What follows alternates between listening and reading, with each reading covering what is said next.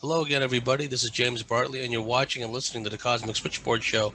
Today, our special guest is Jerry Marzinski, an old friend who's been with us several times in the past, along with George Yagotic.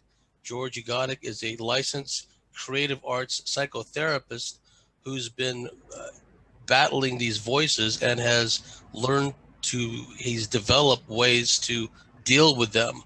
He and Jerry have formed an immensely strong partnership. They now have their own Facebook support group to help people dealing with voices. And George has also got his own Facebook profile, so you can send him a friend request and messages directly. So without any further ado, Jerry Marzinski and George Yagotic, welcome to the Cosmic Switchboard Show. Okay, good to be back with you again, James. I'd like to give you all a background of how the mental health system in the Western world has got into such a mess as it is today. Very few cures for anything and drugs for everything. This started back in 1910 in the US with the Rockefellers and the Carnegie Foundation, who sponsored something through Congress. They pushed it through Congress, paying off Congress again, with something called the Flexner Report, an infamous document that shut down any medical school that wasn't teaching pharmaceutically based medicine. That means they made naturopathy illegal, any other kind of natural treatment illegal, electrical treatment illegal, herb treatment, illegal. If you wanted to be a doctor, you had to go to one of these medical schools, such as Johns Hopkins and McGill and a handful of others. All the other schools who were not willing to center their teachings around drugs and were knocked out. And doctors who practiced naturopathy or anything beside pharmacology were called quacks and threatened with their licenses or lost their licenses. So any other treatment other than pharmacology was considered quackery. So Big Pharma unleashed their immense monetary resources into propagandizing the population into believing that everything could be cured by some kind of drug. And there became a big problem with this. I mean, it worked a lot with biological stuff like antibiotics, where there was an actual germ, or antiviruses, or where there was a physiological entity that could be seen and measured and worked with and poisoned with their drugs. When they got to mental health and mental disorders like schizophrenia, they couldn't find anything, so they made things up. Schizophrenia was caused by the mother. It was caused by genetics. It was caused by what you ate. It was caused by, they have this whole line of things over history that schizophrenia was supposed to be caused by. Now they're at the point where they're saying, and they have been for decades, that this is a chemical imbalance in the person's brain. And they're using some of the most dangerous, most destructive drugs in medicine to treat this. Now, they don't have a germ that they can point to. They don't have a biological entity. And the voices that schizophrenics hear, they say are hallucinations. Now, I think, the voices are what drives schizophrenia, and they totally ignore it.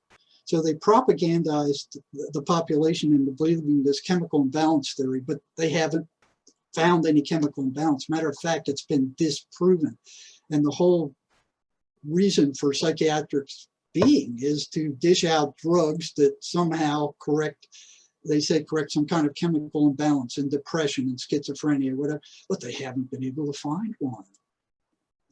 It doesn't exist. Matter of fact, research has come out showing that there is none. It doesn't exist. This is one of the biggest scams in human history, and they still push it. There is not a single test that they have that will diagnose schizophrenia or any of these mental illness. They don't have any lab tests. They don't have any EKGs, EEGs. They don't have any kind of test. So when I got to the big state hospital I worked in my earlier days, you know, I was brainwashed to believe in school, as everybody who goes through any kind of psychology, counseling, or psychiatry program, that this mental illness is due to some kind of chemical imbalance. But I saw that they weren't giving any kind of test to schizophrenics before they started pouring drugs down their throats. Oh, you're hearing voices? Here, take this drug. 15 minutes and they're out. You know, and that's the way I've seen most psychiatrists be during my entire career. They spend very little time. You hear voices, you're feeling nervous. Here, take this drug. Go out. Next one comes in. You know, which it's like, you know, oh no, you don't have to take any responsibility for your illness or how you feel. We got a drug for it. Here, you come rely on us. We'll help you. You know? So they use a shotgun approach, and they're still pushing it. If you look at their advertisements today, it's oh yeah, schizophrenia is thought to be a chemical imbalance, or research indicates that it's probably a chemical imbalance. They're still pushing it because they're making $4.7 billion a year with this lie. You know, as long as they can keep people thinking that they have these drugs or fixing some kind of imbalance that they have, and they don't have to take responsibility for their own psyche, they're going to keep pushing it. So part of their scam is this, their DSM, Directory of Mental Disorders. Ever since 1952, they've been increasing the number of these disorders.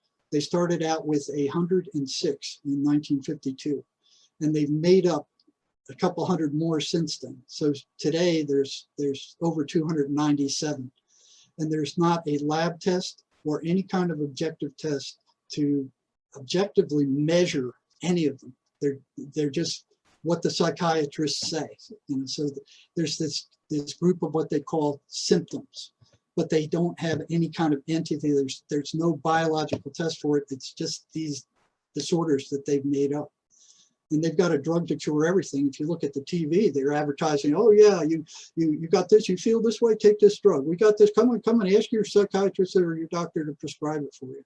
So these things are all made up by a group of psychiatrists that get together, and every couple of years they make up more of these mental illnesses, and the drug companies come right up behind them and create some kind of toxic drug to treat them, and then they're being sued, you know, a couple of months later for the damage they're doing.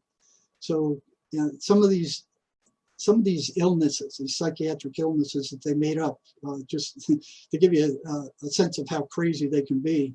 Southern Bell syndrome, you know, for Paris syndrome, which is supposed to be a mental disorder only experienced by Japanese nationalists who visit France. Foreign accent syndrome, when someone begins to speak a foreign accent with their native language. Jerusalem syndrome, religiosity, themed by obsessive ideas that lead the person to go and visit Israel. Othello syndrome, obsession with a partner's cheating on them. So, you know, Big Pharma is behind this, and they're making a fortune off of this. In 2018, they spent $216.3 million lobbying Congress, outspending virtually every other lobby in Washington. You know, they spent millions and millions on campaign contributions for senators and representatives. 9 out of 10 congressmen and 97 out of 100 senators have taken campaign contributions from Big Pharma. And the drug prices in the US are the highest in the world, twice as high as any other industrialized nation on the planet. Now, these drugs, and like I mentioned previously, they're called neuroleptic drugs. And these are the drugs that George was on, Geodone. This is just, you know, they all have horrible side effects. These are the side effects for Geodone: skin rash, feeling of unstoppable restlessness, inability to sit still, constipation, dizziness, drowsiness, excessive saliva production, extrapyramidal disease, which is one of the most dangerous. This means your peripheral nervous system is being rotted out by these drugs, and your brain is being shrunk. And they will not mention this. They will not tell you this. They will not tell you anything about the side effects.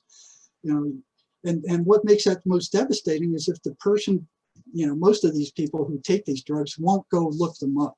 So they start feeling these side effects and they don't know what's going on. It's like, what's happening to me? What's happening to me? They don't know it's related to the drugs because psychiatry won't tell them.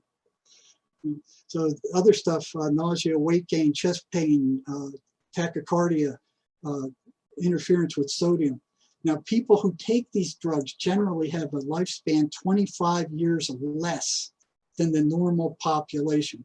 These are some of the most dangerous, toxic drugs used in medicine today. And they're supposed to get rid of the voices.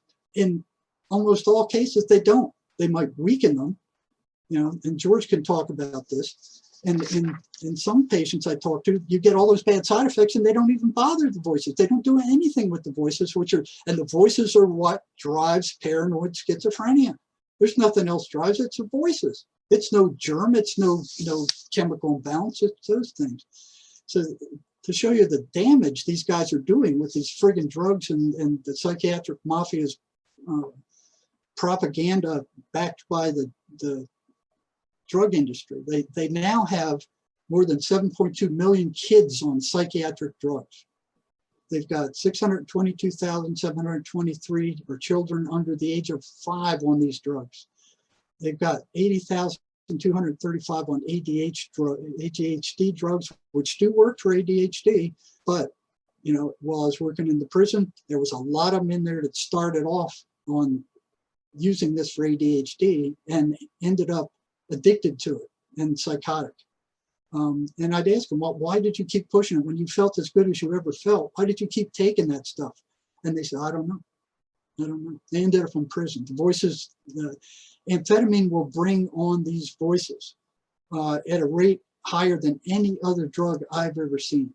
And they start out with, the person starts hearing voices. They think that's a hallucination. And then when they come down, the voices go away. Now that happens several times and may last over many months. And then one day they don't go away. And then they would be considered psychotic or schizophrenic. And it's exactly the same thing as if you had schizophrenia, only it's induced by these drugs.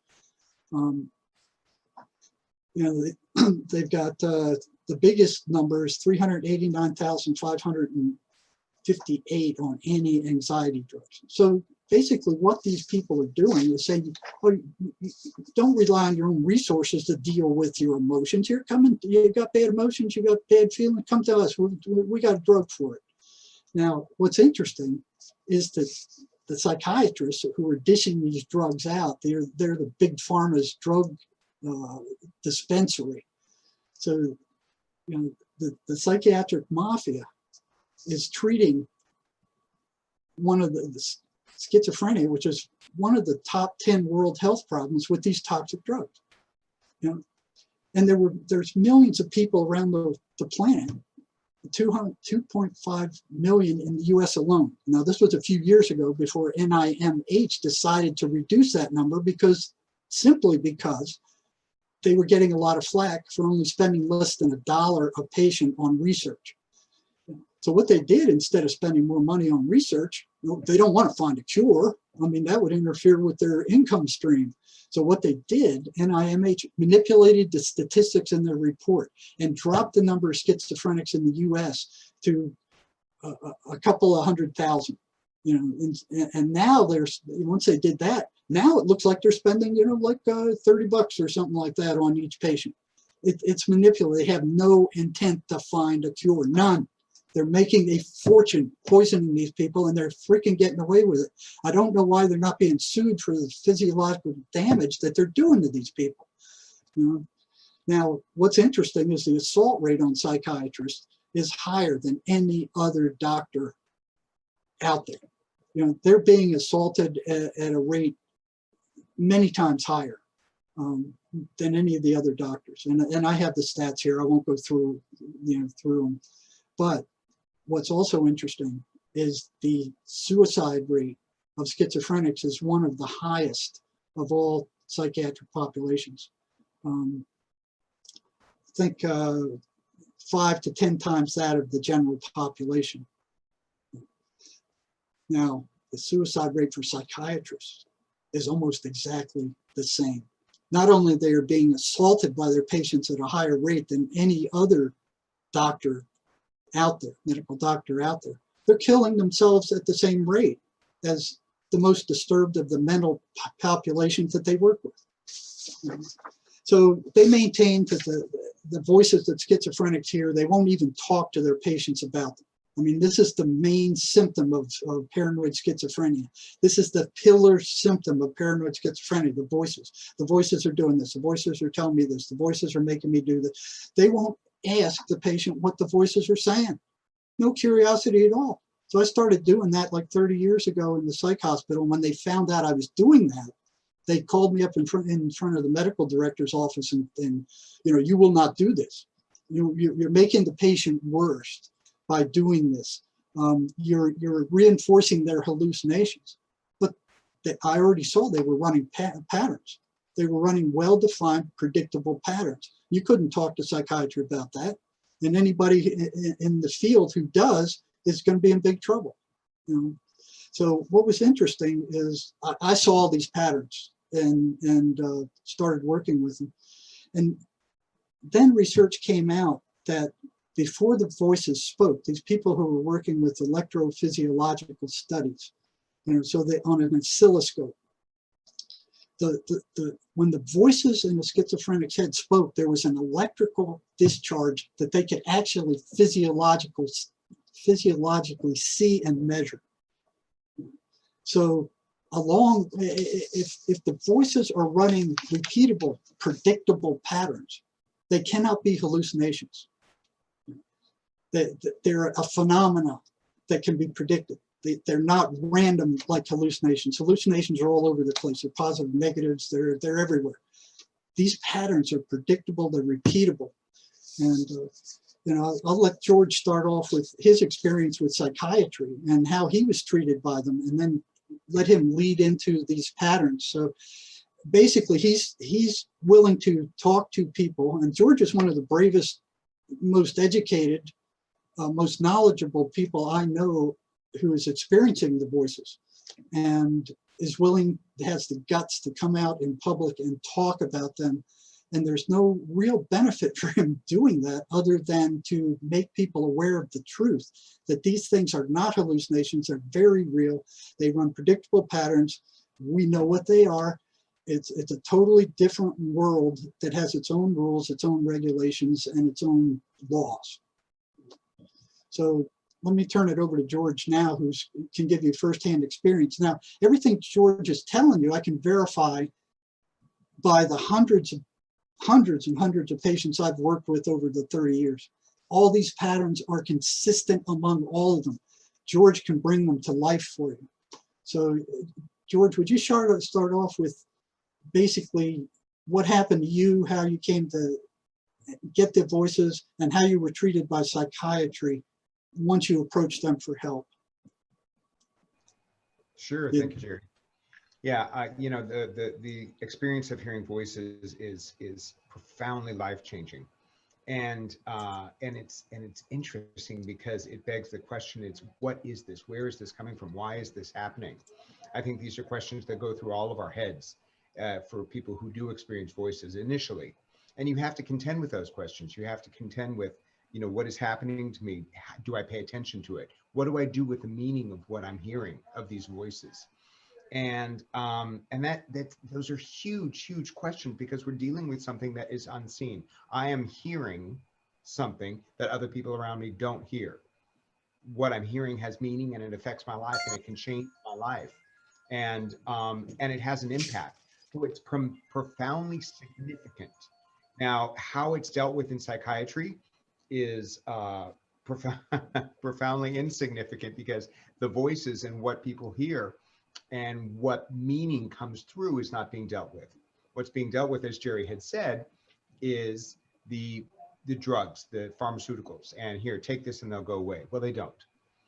And I'm here to say that the voices are not hallucinations, that they are ego dystonic. And what that means is that they are separate from my sense of self. They are a separate entity. They are something from the outside.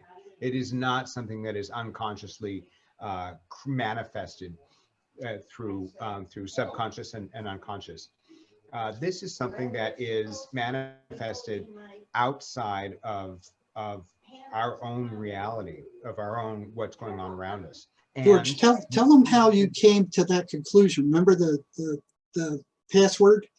Tell them that story, and I got one I can follow up, because both of us struggled with what are these things. I mean, I was thinking that they were some part of the patient's subconscious mind for years and years and years, until something happened that shocked me into realizing they weren't. And George had a similar experience with the this password thing. Go ahead and tell the password story, George. Sure. I think this was the most profoundly significant thing that made me really firmly believe that the voices are dystonic or outside my sense of self. I was beginning to hear, let me back it up and just give you a quick frame of reference. I was addicted to amphetamines and was using amphetamines for a couple years pretty intensively. What would happen was toward the end is I would begin to use, I would hear the voices, I would stop using, and for about 3-4 days, I would continue to hear the voices, and then they would go away, just as Jerry had described. So it was, the voices were in conjunction with the use of the drugs. At one point, it got to a point where I had over many years, I had tried to stop and had tried to decrease the severity and decrease the use of what I was doing. And at one point, the voices I used, the voices came around, and after 3 or 4 days, they didn't go away. And they have been constant in my life, even after many years of being sober. So it's interesting because something happened, something shifted there. And I think that is significant to note, is that because of this substance, something changed, the voices have not gone away, and here I am. Now, my investigation about what the voices are has been fascinating, simply partly because of my background, because of being a mental health professional and working in the field and knowing about diagnosis and working with people who were schizophrenic before, and understanding how it plays out in a way where I did not have that experience. And so how did I deal with people? Now that I have this experience, it's very different. How I discovered, or how I came to the belief that they were outside of myself and not just something produced internally. When I began hearing the voices, I was hearing things that were not being heard by other people, and it begins to, the natural occurrence is that it kicks up paranoia. Well, what is that? There's something going on around me. I'm paranoid. Where's it coming from? And so paranoid schizophrenia is one of the most popular diagnoses out there. And it's simply because of the question, what is this? Where is it coming from? And who is watching me? You know, who knows what's going on in my head? Well, I began to hear these voices, and I would respond verbally to what I was hearing. And then after a period of time, after they continued, I would stop responding verbally and just think the response, and the voices would respond to me. So I was like, oh, okay, so this is internal. This is more than just, you know, maybe a electrical bug implanted in my apartment. This is something that is internal. I can think a thought, and the voices will respond appropriately to that. All right, so we're dealing with something that's pretty, you know, intensely internal. Well, I was paranoid. I was worried about, you know, how this came about, who was watching me, what was going on at the time. And there were things that on my computer that would coincide with what the voices were saying, which was odd for me at the time. Small things, you know, little things here and there. However, I thought to myself, as one might, oh, so maybe they have access to my computer. I'm going to change the password to the whole Wi-Fi system. I was living at a friend's house at the time, and I had another friend come over to change the Wi-Fi password. Now, I want to make it clear, I did not want to know what the password was, because if I knew, the voices would know what the password was. Okay, the logical thinking. All I want to do is have somebody come over, block the password, the Wi-Fi system, so that I could not get in, and then move forward and see what would happen afterwards. So I had a friend come over, and he was in one side of the house changing the password. I went to the other side of the house, did not want to hear, see, know anything about what was going on. As I was in the bathroom washing my hands, one of the voices in my mind said to the other voice in my mind, "He's changing the password to password." Now that's new information. That's information that not only did I not know, but it's information I did not want to know. Had no clue, but I knew that I had to verify what was going on to see if these entities, these voices, were some kind of internal manifestation or something that was outside. I immediately went to my friend and I asked him, I said, "Are you changing the password to password?" And he looked up at me and he said, "Yes, how did you know?" And I said, "The voices in my head just told me that's what you were doing." And he said, "That's exactly what I was doing." Now that was external information. And that to me was the foundational cornerstone of why I believe that these voices have an external source. Now, what is that source? And that's a bigger question. We can ponder all kinds of possibilities. And I have many, many belief systems that it could be this, it could be this, it could be this. And I think all of those are interesting to discuss. However, there is intention, there's motivation, there is thought behind what I hear, and there is a intention via the voices to gain some type of control over my life. And because it got to a point in my process where that control was not matching with how I wanted to live my life, it became combative, and it turned really, really challenging and really ugly at times, where the voices would be very, very, very negative and would go. I felt like I was under attack in many different ways because I would not kowtow or allow myself to be in control of these external entities who I have no idea who they are or what they are. And I had my own, to dovetail what George was saying, I had my own epiphany, I guess you would say, while I was working. I got into trouble for just merely asking patients at the state hospital when I was working what the voices were saying. Ended up on the red carpet in front of psychiatry and the medical director being ordered not to ask them these questions because it was making them worse and reinforcing their hallucinations. And I knew that wasn't true. But in the state hospital, it was like the attacks upon psychiatrists were very prevalent. So they didn't want anything that anybody did that upset these guys, they didn't want to have happen. And if one of them went off in your office, everybody goes, "Oh, hey, what'd you do to set him off?" You just didn't do anything to set them off. You had to kind of walk on pins and needles. And if you did something wrong. Where I really started learning about the voices and what they were and how they operated was when I went to work in the psych department of the state prison. There, you could ask them all the questions you wanted about the voices, and if they went off, it didn't even break the ambient noise level of that place. So I surrounded myself with a bunch of prisoners who were hearing voices that I felt I could trust, and I would work with them based, the deal was I would do everything I could to help them out, keep them out of trouble, but they had to tell me in real time what their voices were saying at the time I was talking to them. And it was very clear that it was the voices that were driving schizophrenia. They were causing all of this, and nobody was looking at that, and nobody was asking them questions except me.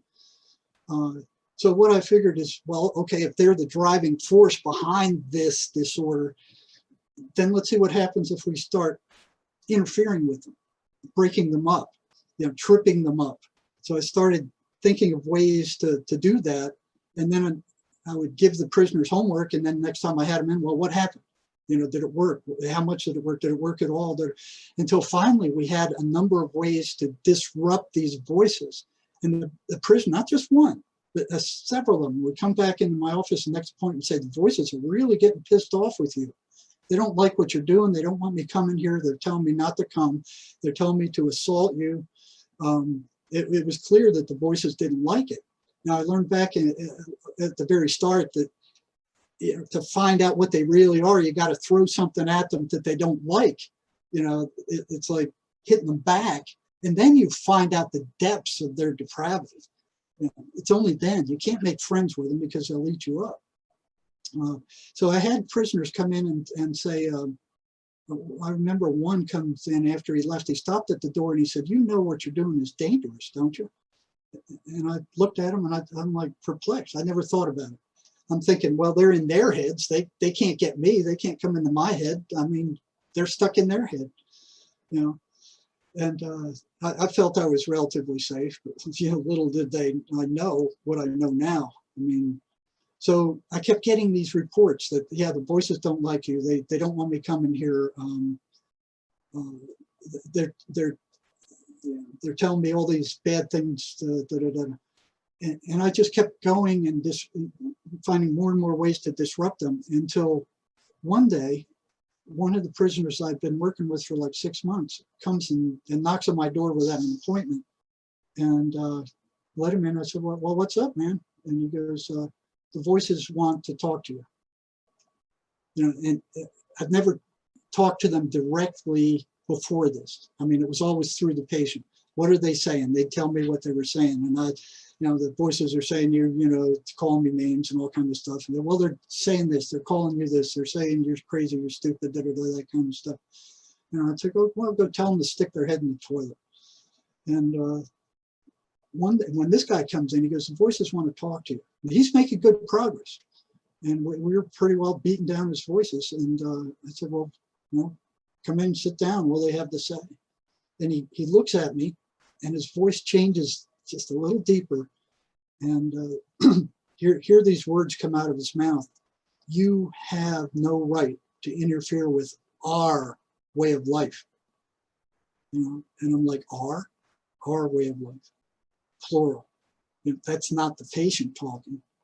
And then the prisoner said, that wasn't me, that was them. That was them talking. And something like, I said, well, yeah, something will tell them this. And he said something like, well, I don't have to tell them anything. They can hear everything you're saying. They can see everything you're doing. So they actually were using the patient's eyes and ears and senses to communicate. It's like what Carlos Castaneda said, that the voices or these entities give you their mind. So it's a split mind. And that's where probably the only thing that psychiatry's got right is that it is a split mind. It's the person's mind. I think it's interesting, Jerry, that some people call it schizophrenia and that they deal with it in a schizophrenic paradigm, mental paradigm. And other people call it channeling. I'm channeling this entity, and they channel and speak, that entity speaks through them, and it's taken in a different way. That paradigm shift is different because of because of what comes through. And I think it's interesting to note, the relationship that one has with these entities and why that relationship is why it is, and with your work in the prison system, and having these entities invade somebody's sanctity of mind, it might be one way and one type of relationship. Whereas with other people who deal with channeling and who deal with connections with higher powers in different ways, they have very different relationships, and they have very different conversations and very different ways of dealing with these beings. And I think the important thing to note here, bottom line out of this program, is that the people who hear voices, it's real in our society, and there is something in terms of the unseen world that we are living with that we have no clue about. And the US healthcare system deals with it in one very biomedical perspective. And we have to step back from that biomedical perspective, and we have to say, no, let's figure out what's happening in your head. What is the relationship that's going on in your head, and how are you dealing with it? How are you contending with it? Why are you dealing with it? One of the things, many times over the couple of years that I've been hearing voices now, what I've gone through are these life lessons. Voices have taught me life lessons. And it's been really interesting to go through these growing stages of hearing something outside of what I wouldn't necessarily be thinking about, wouldn't be focusing on, and how it changed me as a person. And I feel that in many ways, this process of working with these voices has helped me understand myself better in many ways. And in many ways, it has been terribly challenging, to contend with a certain loss of peace. And so my process throughout all of this was, how do I perceive these entities? How, what do I feel like they are, and what are they doing to me, and how am I working through that? And as somebody with a very positive perspective in life, one of the things I think that has saved me over the course of time of hearing these voices is figuring out ways of coping with, of dealing with the relationship with these voices, setting boundaries, setting limits, and having conversations at times that were productive. There are I think the majority of situations at this point are about trying to draw me down and to drag my energetic level down. George, would you say this is a spiritual phenomenon? It's absolutely, yeah. That's one thing. That's one thing that the medical people are totally ignoring. They treat the person like a machine, and totally ignore that we're spiritual beings with spiritual maladies, and they can't comprehend a disorder or a disease or a sickness that has no physical cause and no physical cure. So they're denying the whole spiritual aspect of the human being. It's like you're a machine. You're broken, take these drugs, take these physical things to fix it. So what happened is George started noticing these same patterns that I did, and we can learn a lot from these patterns. So, George, go ahead and go into the patterns. You were talking about the battle for control, that they were constantly trying to get more and more control over you, and trying to constantly maneuver for your attention. It was an interesting process. Initially, when I began hearing these voices constantly, there was an inquisition that happened. There was a getting to know me, and it was a very amiable relationship. And in retrospect, I look back into it and I say, well, it had to have been amiable, because how else would I allow myself to open up fully and to get to know who I am? And so I look back at the voices being amiable at that time as strategic, because it got to a point, after a certain amount of time of getting to know me, it got to a point where they wanted control. And they would set dictates. You have to do this, you have to do this, you have to do this. And I would say, no, that's not what I want to do. They wanted me to be vegan. And I was like, I tried it for a little while, and I'm like, no, that's not who I am. And they say, you have to be vegan, as a dictate. And when they put the dictate down, I immediately went, okay, this is not right. This is not good. Why would something that was loving and of God and of a kind of a higher power put a dictate down like you have to be vegan? And when I would go against it, they would attack me in various different ways. And I said, this is not right, and it's not loving. And so I ended up going against it, and there was conflict, and there was ways of dealing with this negativity.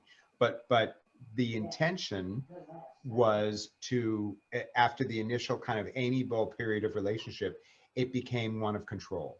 And this is common. It is a battle of control. And what I have to say, what I want to put out there is that for people who hear voices, there is a certain intrusion into our life of a piece of, you know, I don't have that quietude of mind that people who don't hear voices have all the time. So you're dealing with the upsets, that generation of negative emotional energy throughout all these patterns. Every single pattern is aimed at the generation of negative emotional energy, which then gets sucked off. There are ways that the voices can pull at you and can drain you emotionally if you don't go with what they're saying. And I think that's that thin line around your relationship with the voices and how do you contend with it. But as soon as it turns negative, these patterns play out, and these patterns of manipulation of how they try to drag you down into negativity and really eat away at who you are as a person. And the one thing I want to get across, James and Jerry, that I think is one of the most important things is that these voices build up an internal belief system. They build it up in you, and you have to understand that you don't need to believe what the voices say, because it could be completely, it could be a lie. And also, you don't have to listen to the voices. What I've learned to do is I learned to overtalk the voices so that the meaning at which they want to project into my reality is not heard, because I'm overtalking them.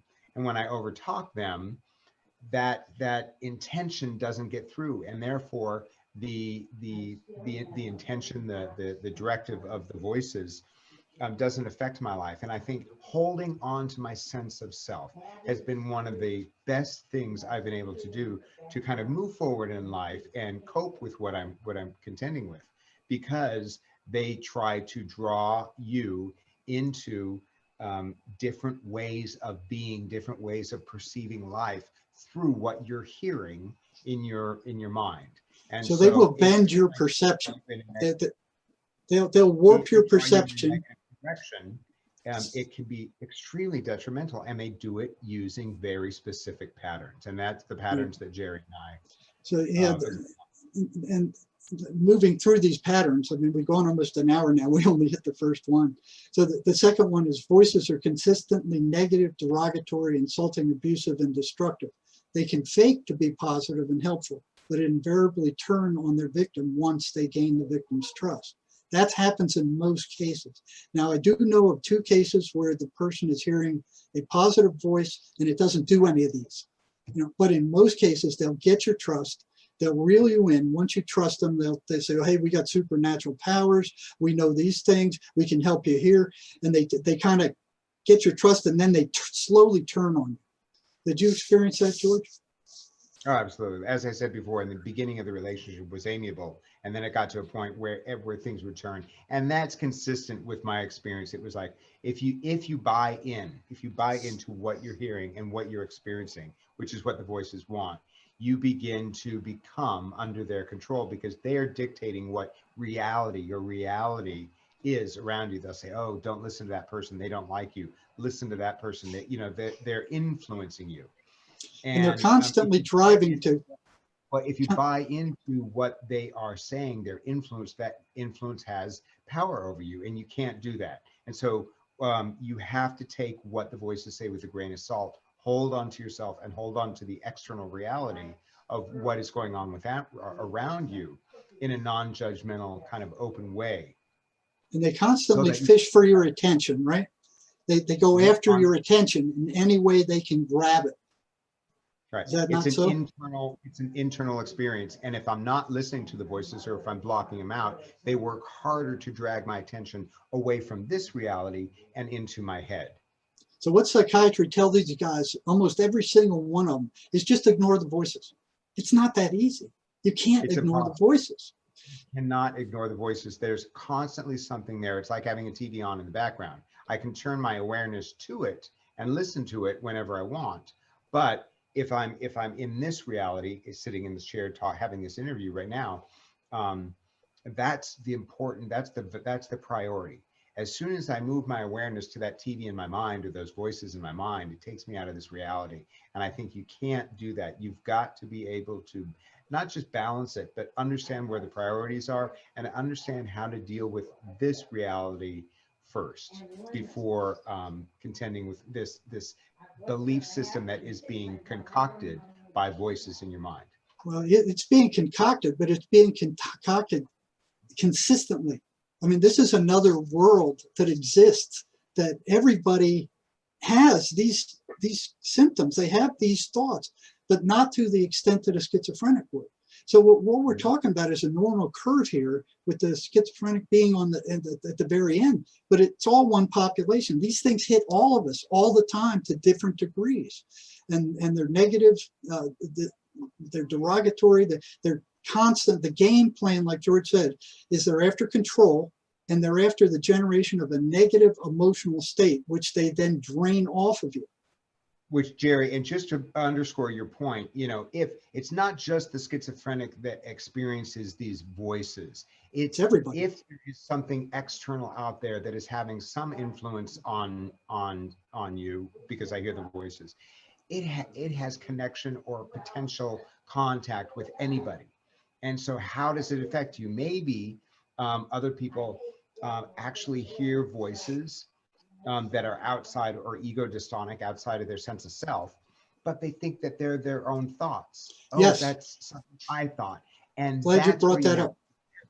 That's where you have to be careful, because these external entities are out there playing with our minds, our thoughts, and our feelings. And it's very, very separate how they affect my feelings and how they affect what I'm hearing. But it's not just the schizophrenic. It's not just the drug-induced psychosis person who is experiencing this. I think we all are affected by these entities. Now, yes. What these entities are, whether they're angels or demons, whether we call them aliens, whether we call them archons or extraterrestrials, I'm not putting forth a belief system about what exactly it is. Could be technology, but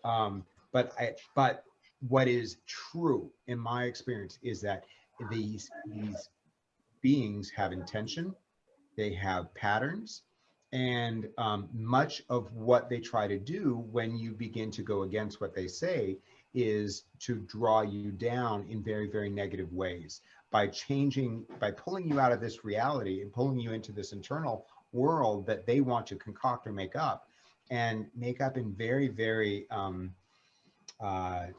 not good perspectives, so that you begin to generate negative energies of shame, of guilt, of oh, I'm worthless, I'm bad.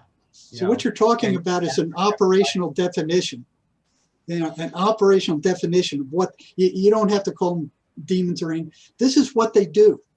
This is how they operate, and the way they operate is not good. It's destructive. It's poisonous. Right. It's draining. It's dysfunctional.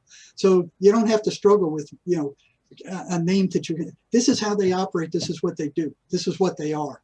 I've got a question. What they do is what they are. I've got a question for George.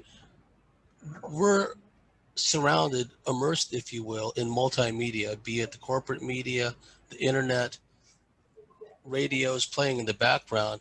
Are there times when it seems that it could go one way or the other, but some of the memes prevalent in society by all this multimedia seem to reinforce some of the messages of the voices, if you will?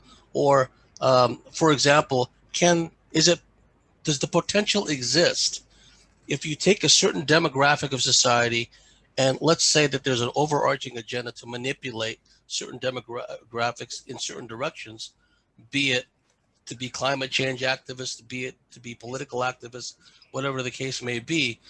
Is it possible for the multimedia, if you will, to reinforce what the voices are saying?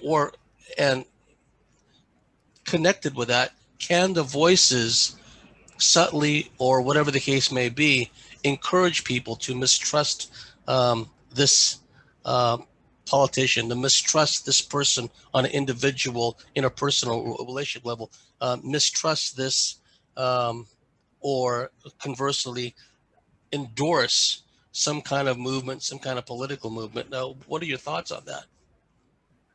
That's an interesting question. And I think what's important to note is that, many people use the term matrix about the world we live in.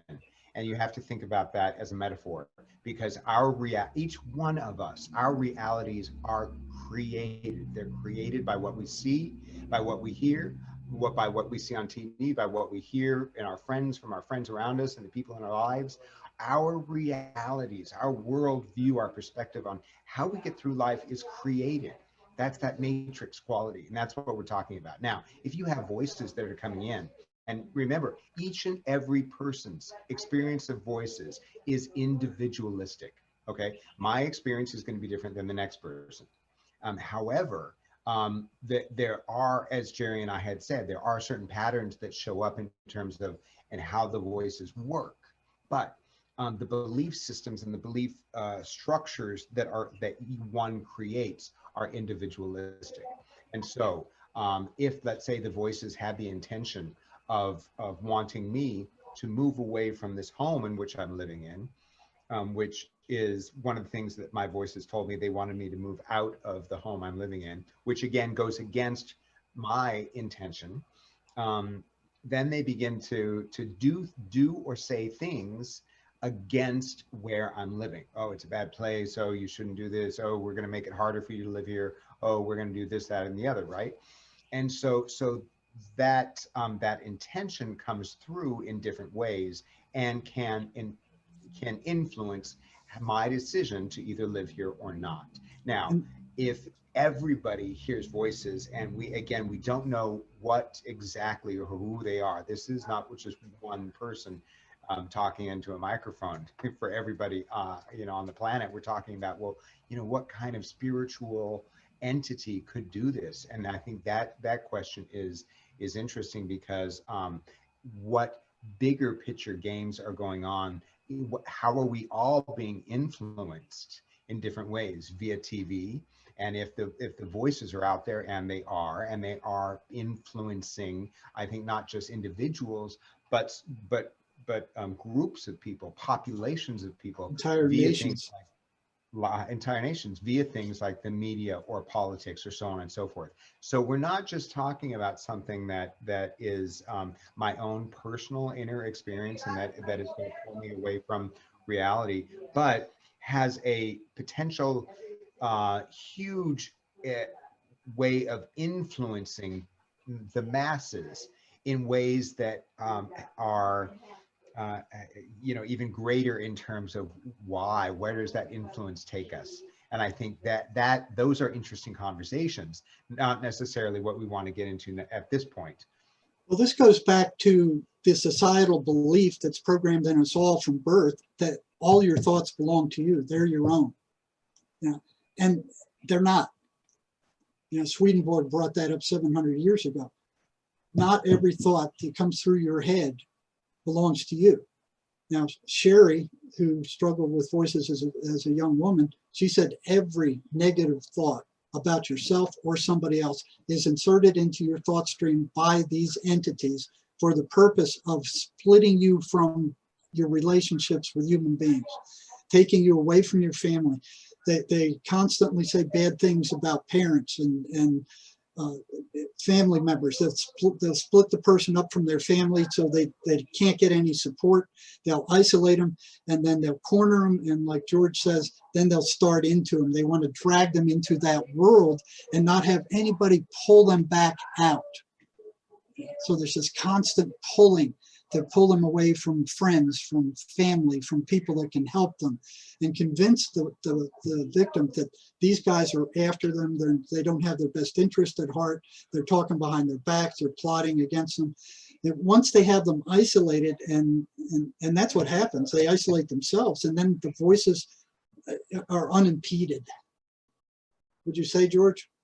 Absolutely. Again, I think if one begins to believe that, oh, these voices I'm hearing are my own voice, then you begin to have a problem, because you can't extricate yourself from the influence that the voices come in and the negativity that it can produce. And you had a struggle. You had a struggle to at one point to figure, and they all do. We all do. What is your thoughts thoughts and what are theirs. Okay, since they're all appearing in your head, could you talk about the struggle you had to identify which thoughts belong to you and which thoughts belong to them, since they all appear as thoughts within your own mind, and that's the voices are inserted? Great question. And there, we have to clarify the difference between a thought and a voice, because I actually hear in my mind something that sounds like a voice. It doesn't sound like it's coming outside, that it's happening in the room. I experience it in my mind. It's telepathy. It sounds like telepathy. I am experiencing a voice that sounds like I can hear it, but it's inside my mind. Now, a thought may not necessarily have a voice. It could be a concept. It could be an idea like Christmas, you know, and just think about what Christmas might be. Not the word Christmas, because that's the voice, but the concept of Christmas. And that's the thought. So there's thoughts and there's voices. And I think what was interesting in my own process to parse out is the difference between other, what is the voice of the other that is intruding itself on my mind, and what is my own thoughts, where is my own voice. And it has actually helped me to find my own voice that differentiates from the other voice that comes in. And it's interesting in many different ways how this is played out. One of the ways that the voices build belief systems is they will begin a sentence. It's not me thinking and it's not my voice. And they will say, we are going to, and then they'll pause. And then my own mind, or my own conceptual mind belief system, will finish the sentence. Mess with your day is what I might think of. Okay, so the voices say, we are going to, and then wherever my headspace is at, I will finish it with my voice, mess with your day. And then all of a sudden it becomes a sentence, a coherent whole piece of idea. And it made it sound like your thought. It made it sound like it was my thought all along. Because you added onto it. Right. So what I learned to do is they would begin the sentence, we are going to, and I would pause my thoughts. And I would stop and I would clear my mind. And I would realize that was them. That was them. And I would not think anything. And I would just clear my mind. And then I would say something. I would turn around, have a beautiful day. I would turn it around and I would hear and I would listen to the voice in my head that was my voice. And so I began to differentiate between what is my voice and what is other. And I think that process of learning has been really important because of how the influence is so Machiavellian on all of us, on how what do we know of ourselves and what do we know of as something that is influencing us outside of ourselves. You know, and it's an interesting thought. Yeah, so they kind of remind me of lions or tigers hiding in the jungle. You know, so here's all these hundreds of thoughts that come through your head in a day, and all of a sudden this negative one pops up out of nowhere. So, you know, and it's usually these things are inserting negative thoughts that generate negative emotion. And all of us experience it. You know, we've all experienced this. Some you're walking down the sidewalk and some awful thought just barges into your head that is so shocking that you would never act on. You don't want to even think about it. You're embarrassed that you even thought that thought, and it upsets you. You know, where did that thought come from? It didn't belong in your thought stream. You know, right. It's nothing you would ever normally think. As an example, one day I was in my apartment cooking and I went to take my dog for a walk, and I get to the corner and immediately I had this thought, you need to go kill yourself. And it was so bizarre. It was so bizarre, out of nowhere. And I thought, what was that about? Now, the interesting thing here, Jerry, one of the medications I was on at the time, the side effects are suicidal thoughts. So there you go. Here's a psychiatrist giving people meds, and that's common too. That's common. Right. My mind went to, well, the medication did this. This is interesting. But what if some of these thoughts that are coming in our head that are messing with, you know, our ability to figure out how head medications, how psychiatric medications actually work, are induced by these entities. And I like the word entity because it's broad, because it could be one thing or another. But these entities are real, and these entities are out there influencing us and influencing us in ways in which we can, influencing our thoughts, influencing our feelings, and influencing how we go about our lives in a variety of ways that we are unaware of. And usually in a negative manner. So, the voices consistently work toward the creation of a prolonged negative emotional state in their victim, including anger, paranoia, guilt, anxiety, guilt, shame, and they drive their victim to generate virtually every negative emotional thing they can experience. And what I've seen is they have complete access to the victim's mind. They can go in there and they can pull up negative things that the person has done that they forgot 20 years ago and bring it up and rub it in their face and say, you did this, you're rotten, you're no good, until they generate that negative emotional state, and then they drain it. Can you speak to that, George? Well, George, hold that thought, because we've reached the end of the first segment, and it's been fascinating discussion. We're just, getting into it. Jerry, can you give our listeners your contact information and how they could find you? Well, I guess the biggest one is our website at jerrymarzinski.com. So we got videos there. We've got a book Sherry and I wrote about these things in the book section there. I got it back here. So, George read this, and he said the part where Van Dusen and Manuel Swedenborg are speaking about the voices. And what was your reaction when you read that section, George? It never made it more clear in terms of how these different types of motion of voices played out inside me. Van Dusen really speaks well about how these things work. And I think your book is well written for people who are interested in it and who want to learn more about how these entities can influence us. Should definitely read your book and definitely understand that it's a really huge issue that is not talked about enough. And George, people can contact you on Facebook, George Yagotic, and you both have a Facebook support group for people dealing with these issues. And I should stress, George is a retired licensed creative arts psychotherapist. So we've had a fascinating discussion with Jerry Marzinski and George Yagotic, and we're just getting started. You've been watching and listening to the Cosmic Switchboard Show. If you like what we do, if you believe in what we do, please go to thecosmicswitchboard.com, sign up and become a member, and we'll see you at the top of the next segment.